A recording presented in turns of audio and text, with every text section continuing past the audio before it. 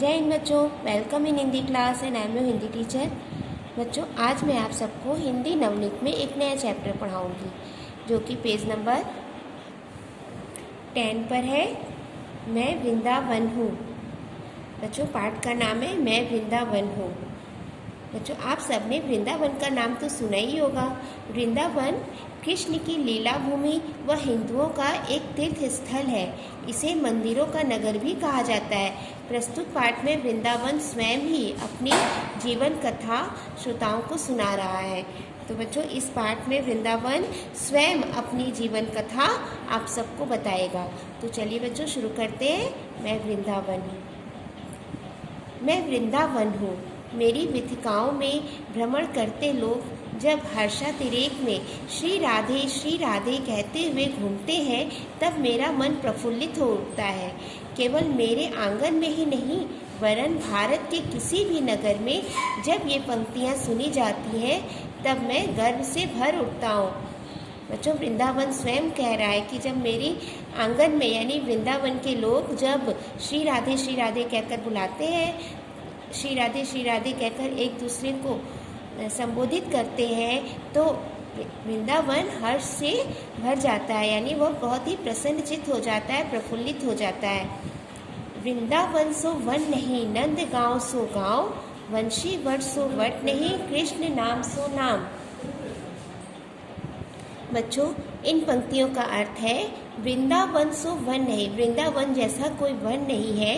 नंद गाँव सो गाँव, और नंद के गाँव जैसा कोई गाँव नहीं। वंशी वट सो वट नहीं, वंशी वट यानी जो बच्चों वंशी वट यानी जिस वट के नीचे कृष्ण भगवान बैठकर वंशी बजाया करते थे, ऐसा कोई वट वृक्ष नहीं है। और न ही कृष्ण नाम सो नाम, और न ही कृष्ण के नाम के समान कोई अन्य दूसरा नाम नहीं है।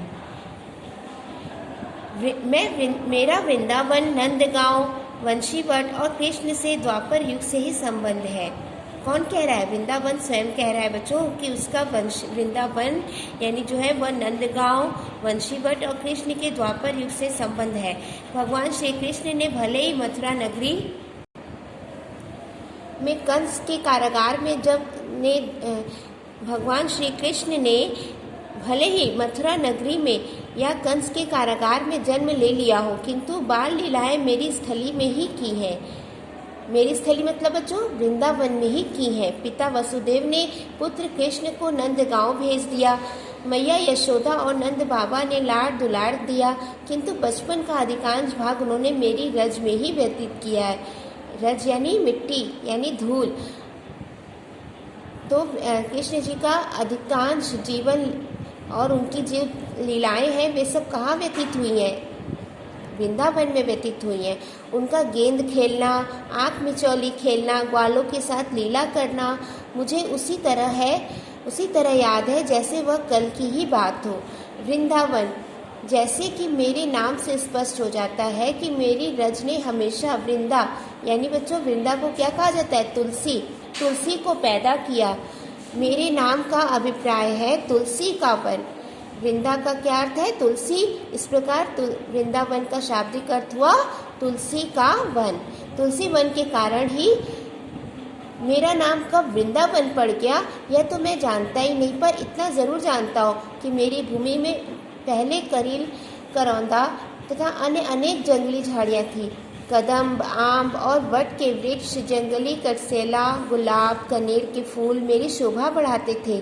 कालिंदी, पुलीन, रमणीक तथा यमुना जल अत्यंत साफ सुथरा था। उस समय ग्वाल बालों के साथ मुझे घूमते खेलते और गोचारण करते थे। फिर मामा कंस का वध करने मथुरा चले गए। तब मुझे उनका बिछोड़ना बुरा लगा था। बच्चों, आप सबको पता है ना कि कृष्ण भगवान ने ही कंस का वध किया है। तो कंस कहाँ पे रहते थे? मथुरा में रहते थे। तो जब कृष्ण वृंदावन छोड़कर मथुरा चले गए तो सबसे ज़्यादा दुख किसको हुआ? वृंदावन को हुआ। परंतु जब सुना राजा उग्रसेन और रानी देवकी को कारागार से और मथुरा वासियों को कष्ट से मुक्ति मिलेगी, तब मेरे हर्ष की सीमा न रही। और वृंदावन तब प्रसन्नचित्त हो गया जब उसे यह पता चला कि मामा कंस का वध होने के उपरांत वासुदेव और देवकी को कारागार से मुक्ति मिल गई। तब वृंदावन बहुत ही अधिक प्रसन्न हुआ। अब मेरी कुंजों की दशा खराब हो गई है। हिंदुस्तान में काफ़ी समय तक उत्थान पतन का दौर चला। मेरे आसपास 84 कोस के ब्रजमंडल का बहुत बड़ा भाग विलुप्त हो गया यानी समाप्त हो गया। कृष्ण के प्रेम दीवाने चैतन्य महाप्रभु कभी घूमते घामते मथुरा आए थे। उन्होंने दिव्य साधना के बल पर मुझे गोवर्धन, नंदगांव और बरसाना आदि में से खोज निकाला था। अब मेरा अस्तित्व निधिवन सेवा निकुंज के अस्तित्व मात्र के रूप में ही रह गया है। बच्चों, वृंदावन की खोज किसने की थी? वृंदावन की खोज कृष्ण के प्रेम दीवाने चैतन्य महाप्रभु ने की थी।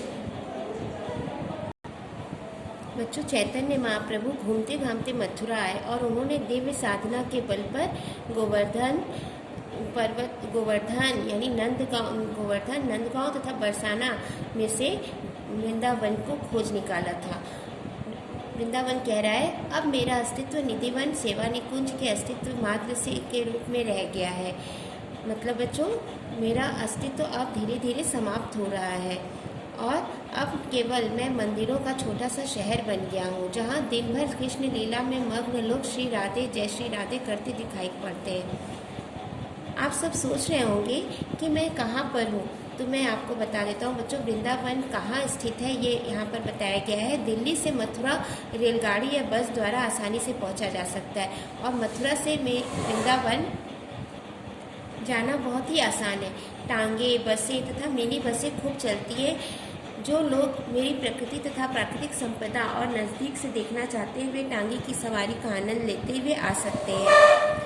कविवर गोपाल दास नीरज नेपाली एक बार वृंदावन आए थे। श्री कृष्ण के प्रेम के ये रसिक कवि मुझे देखकर चकित रह गए और कह उठे, जान पड़ता है यहाँ आज भी कन्हैया कहीं मैया मैया कहते और मैया को बुलाते हैं।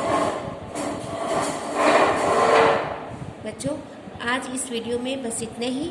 नेक्स्ट वीडियो में इसके नेक्स्ट पार्ट में मैं आगे का भाग पढ़ाऊँगी। थैंक यू बच्चों।